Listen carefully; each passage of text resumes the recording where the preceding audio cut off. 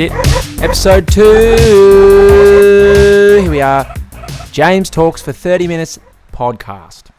And if you enjoyed the first one, well, here you are again, listening to me do this again. And as you can hear, it's raining outside. The weather's been so fucked. The weather's been fucked. It's been so bad. It's been so hot for 3 days. It's been like 30, 33, and then it was 37, and then it was 42 yesterday. Now it's 31, and it's raining. But you know, like how like when it rains after heaps of after heaps of hot days, it's like a big relief. It's like it feels so good. I wait for it so much. And then it's going to be really cold like the next. Well, not really cold, like, you know what I mean, like 19 or something, which is way better than 45 degrees, and you want to scrape your own face off. It's too hot. It's too hot. Like, it's like we're not meant to be in. Like, you walk outside and you just feel horrible. You feel like so shitbag. And my car doesn't start properly. It gets all spluttery and shit. And then, you know, and it like when it's idling in traffic when it's really hot, it gets like all the revs get real low, and I think it's going to cut out. And if I have my air conditioning on, because air conditioning is like the fuel. You need a little bit of fuel to do the air conditioning. So you need like a tad bit of fuel. So like most of the fuel is going towards your engine, right? But then a little bit of fuel, if you've got the air conditioning on, goes towards your air conditioning. And if I have my air conditioning on, stutters even more. So it's got to turn it off, and I'm hot, so I get all sweaty in my car. Anyway, yeah. Lance, you know, how's it sounding? Sounds good. Yeah, the rain is actually quite endearing, I find, to be completely honest. I was at, I mean, obviously there's fucking so many good cafes in Melbourne, and I mean, like, I always have this conversation where it's like, I went to this cafe this morning. I took a risk on it. I was like, I know a place we can go. I always drive past it on my way to work. Which, you know, you never really know what you're going to get. But I went to this place, and it was called the Old Milk Bar, and it's in Dundas Street or something. Anyway, it's shit. So don't go there, because what happened was I went there, and firstly, the staff were rude, and that, which is fine. I don't really care that much about that. But there was this pretty funny thing on the menu. At like pretty normal menu, but it was also one of those places where, you know, like they come out and they're like, do you want your coffee in a mug, or a fucking do you want coffee in a mug? You know, that shit. Like that's old world. And on the menu it said no it said no alterations to orders during busy times. I mean, what? What do you mean? What do you mean? Like you can't have extras or whatever on your orders if it's busy. How busy does it have to be? Well, how busy? Imagine like being like, hey, yeah, can I have the eggs Benedict, and can I add an extra egg, please? Nah, we're too busy. Okay, sorry I asked. Yeah, we can't do it. So we went to another cafe. You know, but the good thing is that Subway have birthday vouchers, so that's good. You can just get someone Subway for their birthday if they want. Imagine opening up the card and it's like, happy birthday, here's $100 worth of Subway. I mean, it says more about the person that's getting the gift, I think, than the like if all the families sat around. Okay, the families either sat around and they've gone, we're gonna get Jason or whoever Subway voucher. So they've made a considered decision to get that Subway voucher, and that says a lot about that person if they've all sat around and gone, we're just going to get him Subway because it's Subway, or they've gone last minute, what can we do? Subway, and they're bad people. Because I mean, look, I'll be honest with you. I don't think anyone loves Subway, right? I don't think anyone goes into Subway and they're like, oh, I'm really going to treat myself and get Subway. It's more like, if there was a Subway close to my work, get it all the time. I would, for sure. I would get it all the time because it's easy. But the annoying thing is when they do this, when you go and they're like, welcome to Subway, and it says sandwich artist on their thing. They're not. You're not. You work here. You work at Subway. You're not an artist. But they are like, what do you want? And you're like, all right, this thing and this bread or whatever. And they're like, cool. Would you like it toasted or fresh? Always get toasted. And I always get toasted. And then they're like, oh, yeah, cool. And then they put it in the toaster. And then when it's in the toaster, they're like, what salads do you want? And they want you to list all the salads. And I hate that so much because they always forget. No, I'm not going to tell you. I'm not going to tell you until you get the bread out. But then the bread's counting down, it's toasting. What salads do you want, man? Like they're trying to be, and then you tell them, and then they forget. I'll have spinach, onion, carrot, capsicum, beetroot, and avocado. I'll have that, please. No worries. Bip comes out. Okay, so spinach. So did you want onion? Oh, fuck off! Just wait. Just wait until it comes out. I'm happy. I'm happy to not repeat myself again. I'm happy. I don't have to, you don't, oh, fuck it. I mean, you don't go to, where else, that riles me up. But, it's nice. I mean, fuck it. I mean, they've got a heart. I mean, they work at Subway. They're just trying to get by. They're probably a student or something. We all had shit jobs when we were young. I worked at McDonald's. And I was so bad. And, when you're young and you think I was 14 and 9 months, I think the legal age is or something. I was 14 years and 9 months, so I got a job at McDonald's. And then when I then started working there was this chick that worked there that was 19 when I was 14. And she had 2 kids. And she was she kept saying that I was shit. She'd be like, you're shit, you're so slow and stuff like that. And she was a manager at McDonald's when she was 19, so it was so slow. And now I just think fuck, I felt so crushed. I was like, oh no, or I suck. I'm terrible. I'm horrible. At 14 years and 9 months old, I was thinking this. I'm only 14 years and 9 months old. You don't know anything when and she was 19 telling me this. And she seems so old. And now I just think to myself, well, she sucked. She didn't know.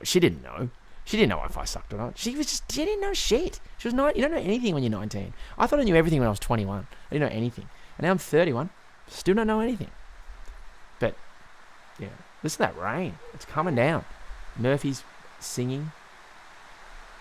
Hey, Murphy. He's running around in the room right now. I've got both. I've got Toby right next to me, sitting right next to me, and Murphy in the room. And Murphy's the one that always speaks. Toby doesn't really ever say anything unless Murphy's trying to bite him or Murphy gets near his balls when they're fighting. That's the only time he says anything. But Murphy talks all the time, which is fine. He's cute, Anyway, I like video games, and there is I love reading reviews of things online, and there's a review. It's fucking the most funny review I've read for a long time of anything. There's a new Call of Duty game that came out on PlayStation 4 recently, which is good, but there's also a mobile one that came out. It's called Call of Duty Lite, and it's Call of Duty on your mobile phone, and they're trying to make they're trying to do they're trying to make it good on your mobile phone or whatever the fuck. And I mean, I don't know, I played it, I think it was pretty good. It was good for mobile, for Call of Duty. It's obviously not the same. And then there's heaps of who I don't know anyone that reviews apps. Really, I never met anyone that there's always so many reviews of apps on app stores, but I've never even what? I don't want to. Who reviews apps? But there's always heaps, and I always look at the stars. I don't read the reviews. I just look at the stars and go, okay, that's good. 5 stars, 4.5 stars, whatever. Yep, this is the best. This review was about the Call of Duty game, right? And it's I mean, I don't know what this guy's trying to fucking the heading. You gave it a 5-star review. The heading is just as we expected, except ... 5 stars. It starts off. It's still a 5-star for me and the boys. But, well, thanks for that. Everything could be improved. You've drastically reduced the weight of Call of Duty in general. I first thought this was from a different company trying to duplicate your work till I saw Activision. Please consider what I'm saying. The damage effect, both audio and video, feel very light now. I don't know if it's because it's on the phone, and I won't believe it's because it's on the phone. I've played games with more realistic firing and other effects. Moreover, Call of Duty is the Nokia of shooter games. What? It's a generally heavyweight game, if you understand me. I'm not telling you I know your game more than you. I'm trying to express how we feel the game when we play. When there is an explosion, it goes kaboom, not boom. Or the guns used to sound more like kapah than pa or pow, amongst others, many others. I can't put it all down here. To sum it up, the game is just as we expected, if not for how light you've managed to make everything. I don't know how you did it, but I know you'll understand what I mean. We want the heavy Call of Duty back. Please, people. That is one of the stupidest reviews. What? You've said nothing for 3 paragraphs. Cool. But yeah, it is pretty good for mobile. It feels like a Call of Duty game. Enough, and it's on your mobile phones. I mean, don't complain because it's on your mobile and you can play it on the train or on the toilet or at your dad's house or at your mum and dad's house if they're still together. But it's crazy. I just bought a Nintendo Switch. It's pretty good. Nintendo Switch Lite. It's pretty nice. And I don't know. St Kilda's pretty shit. It's so weird. I had an idea. I was like, if St Kilda could break off from Melbourne, float around and join Sydney, it'd be perfect. It would suit so well there. Because everyone in St Kilda is an old man who dresses strange and looks like they always have a little rat's tail bit at the back of their hair. And they always look like they were definitely in the Hoodoo Gurus at one point. And they've always got a Hawaiian shirts on, shorts, and then no socks, but pink shoes or something, pink slip-on shoes, and super brown legs, way more brown than they should be for an old. And they're just weird guys. There's those people. There's every English tourist in the history of mankind. And they're always never drink in the venue. Why do you have to drink why do they always stand at the front of the door drinking and just, you walk past and they say stuff they have to say stuff to everyone. Here he is. They just say that. Here he is. Someone said that to me there. I never go to St Kilda. I drove there and it was the worst experience of my life. Firstly, it's weird. It's the weirdest place. And there's so many crazy people there. And then there's just, what? Someone said that to me the other day. There's so many English tourists there, and they're all super drunk and loud. And that guy just said, here he is. Oh, hey man, how's it going? Oh, look at this guy, boys.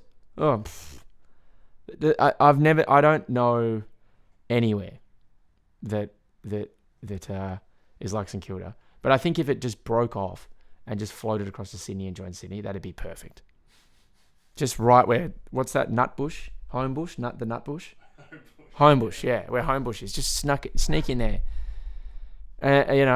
What a weird place St Kilda is. But, I mean, but if you're a dude who's your favourite band's the Hoodoo Gurus and you're 67, but have a weird rat's tail thing. And everyone, I swear every old guy is definitely somehow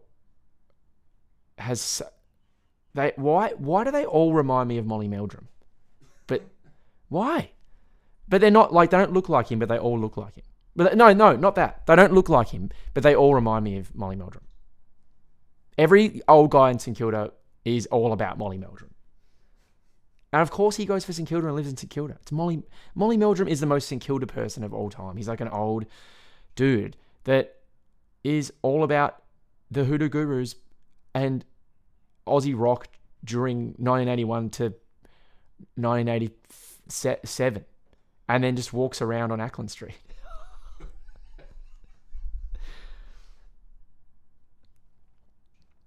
I went to this place in St Kilda called the Pontoon. It's like a really trendy bar.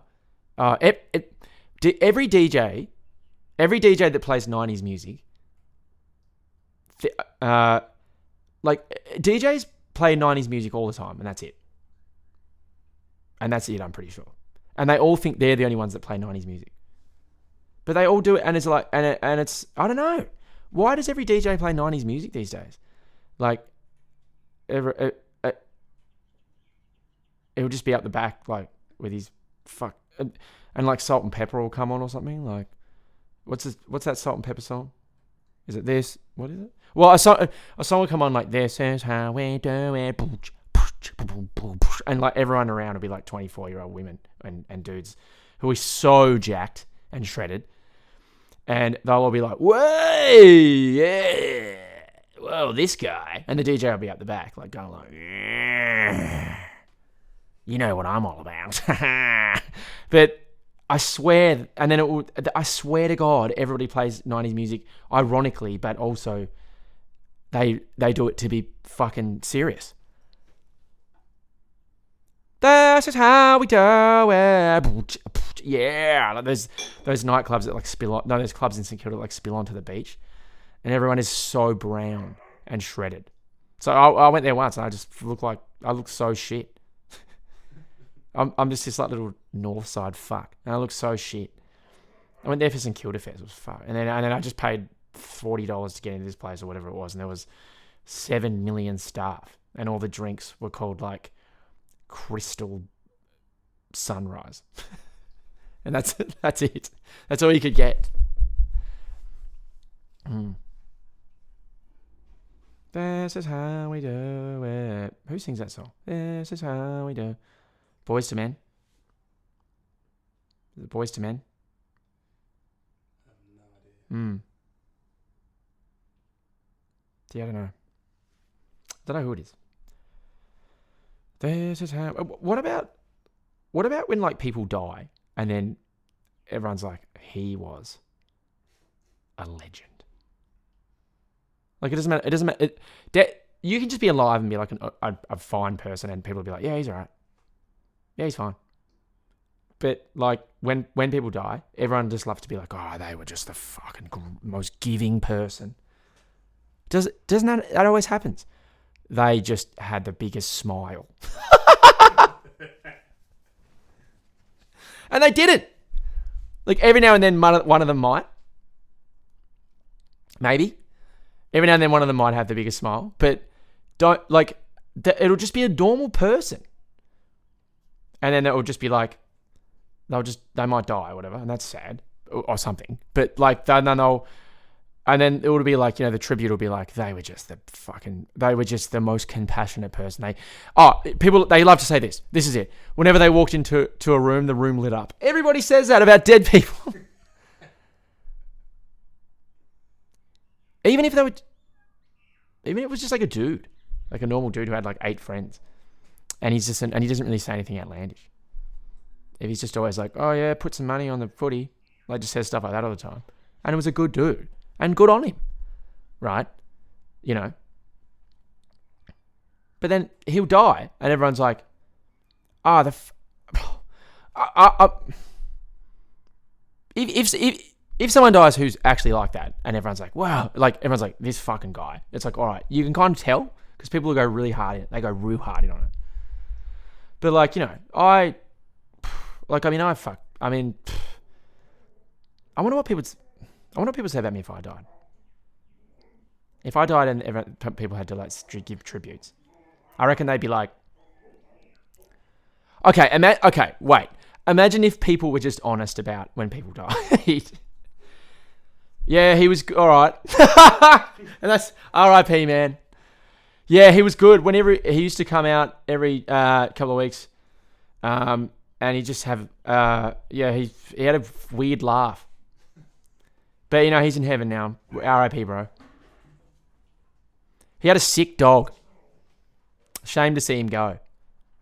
You know, he was only 33, and he had, he was 33 and he was paying a bit too much rent. R.I.P. man.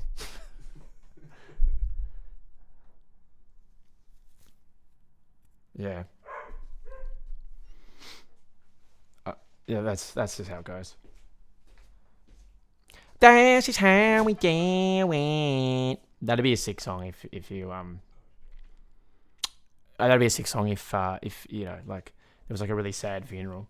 It's like really emotionally. There's like a really emotional eulogy and everything, and then there's like the eulogy, and there's a speech. So okay, this is it.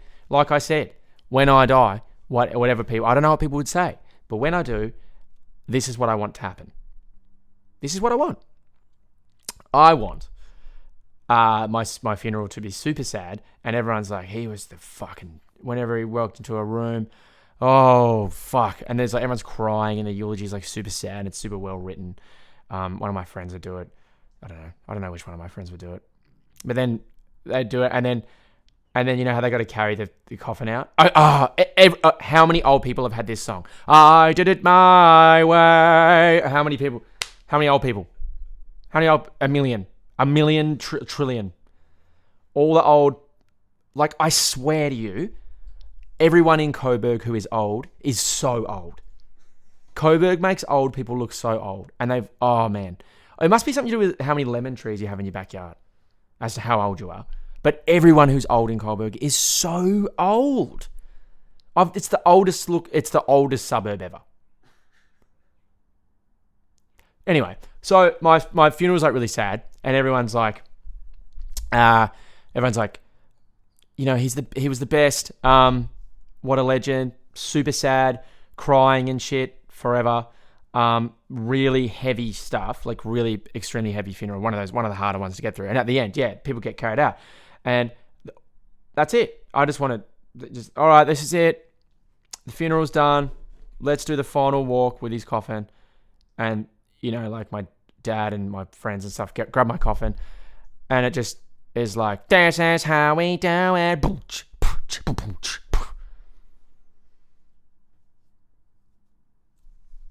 That's what I want. That was long, like for that to get to that, but it's a pretty standard thing to joke about, like songs at a funeral or whatever. But yeah. Also, okay, here is the most standard thing that any older woman says who wears like wooden bracelets. No, sorry, wooden quoll earrings and like wooden necklaces and shops at Ishka. They're like, when I die, I just want it to be a big party. That's what they say. Oh, Tony, with an I, hairdressers. Oh, Tony, when I die, I just want it to be a big party. How are my highlights doing? Yeah. But that's what I want. The room just lit up whenever he walked in. I think I might finish this one on. How long has this been going for? 24. Yeah, okay. I've been telling this story lately. For imagine how embarrassing it would be. I was actually thinking. Imagine how embarrassing it would be, like if you're one of those people that go to hospitals for kids and you dress up like a superhero. Nah, I can't say this. This is not funny. Okay, I'll just say it. You walk in, you dress as like Captain America or SpongeBob or something, and the kid's like, the kid's sick as, and the kid's like, I'm not interested. Just leave. I'm not. I'm fine. The doctors are really trying to help me. Imagine having to either justify it or just walk out. Be like, okay. And walk out as like SpongeBob. And you got to go sideways to get through the door. Sorry, man. Because you'd come in and you'd be like, hey, he's a good boy. I'm just not really I'm not really. Like, most young kids are going to go, wow, SpongeBob. Or Captain America or whatever. Hugh Jackman, wow. No. But imagine if they're like, I don't want this. Because like out the door, the parents would be like, okay, ready? You ready to go in? The doctor's like, all right, go in. He's in a stable condition. He's very ill. You know, he's very poorly, but he's in a stable condition now. So just go in there. And he's like, all right, here I come. Goes in. Hey, look at me, it's Spider-Man. Or something. And the kid's like, I don't really want this. And you have to be like, oh. And then in that moment, you'd have to be like, no, come on. And the kid's sick as. You know, you haven't got oh, look. Or you have to go, oh, okay. And just walk out. Dejected, dressed as that thing. That's the worst thing. Dressed as that thing. Especially if it was like a really embarrassing one. If it was like Captain America and you're all massive with a shield and it's like, oh, all right, man, get out of here. But if it's like, fucking, you know, Bombo the dinosaur or something. Oh, sorry. And they don't, you can't break character. Okay, walk out. I thought about that the other day. It'd be pretty funny. What's that big Barney the dinosaur? If I'm doing that job, Barney the dinosaur. That's who I'm going as. Going in there, but I want to be massive as well, like so tall I can barely even get in the door and shit. You know. Yeah. Well, it's pretty good. I don't know. I think I'll just tell this story I've been telling lately. I've been telling it heaps. Look, basically, when I was a kid. Long story short, when I was a kid, my pop was like a keen as fisherman, and he would they had a shack. Like my pop had a shack, and he would always go down there and he'd go fishing. And like I used to go fishing down there as well. It was in this place called Signet in Hobart, if anyone knows where that is. It's about an hour and a half south of Hobart, like down towards the bottom, and we go fishing, or whatever catches like trout and perch and shit. And that's not too bad. But I never caught for years. I was young. Like I started fishing when I was like 8 or 7 or something, and then I was like maybe a couple of years after this. And my pop was convinced. He's like this old Hungarian man. I can't do Hungarian. It's too. I don't know how you do a Hungarian accent. I don't know what he sounds like. He's like, yeah, I don't even know. It's so thick and heavy, and still is to this day. It's just like so Hungarian. And anyway, he would convinced. He's like, oh yeah, like because he was one of those like wise old dudes, and he's like, and he still is. He's still alive. And he's like, oh, I'm convinced that Atlantic salmon, which are like these massive ass salmon, right, huge, are going to come up from Antarctica due to the changes in the weather and all that stuff, and they're going to come up to which this bay, we're the waters of Tasmania, and this bay that my nan and pop's shack was on was called Egg and Bacon Bay, right? Don't know why. But he used to cast a net out all the time. And then one time, like he used to say it every now and then, be like, oh, they come up, they're going to come up. You wait. And because Atlantic salmon are like humongous. And anyway, he cast the net out. And I went down there with him this one time, and it was just me and him. And my parents were coming down like the next day. And the next morning, got up and he was like, oh, look out there. And then I looked out and there was like a shimmering thing in the water or whatever. So we went down.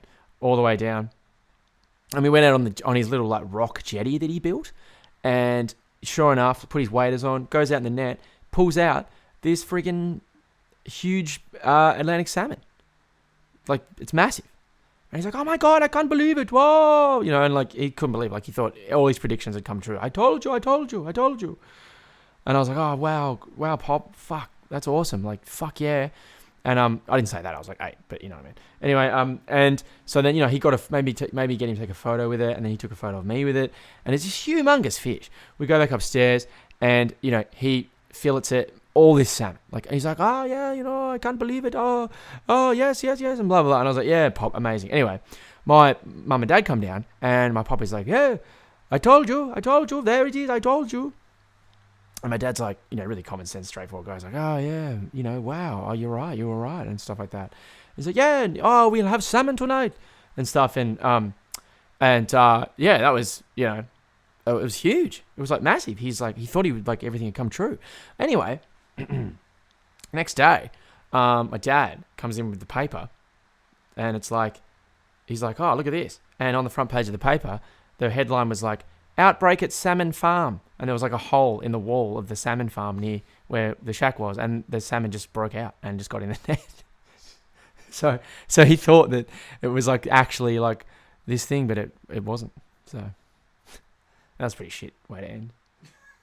Usually that story smashes when I tell people that, but I didn't that time. Anyway, well, that's it. I think that was about half an hour. So that's cool, or maybe a bit less than half an hour. But that was episode 2. Sorry about the rain noise, but I actually quite like it. I think it's kind of good. So hope that was enjoyable. And yeah, there'll be another one in the next couple of weeks. So thank you very much.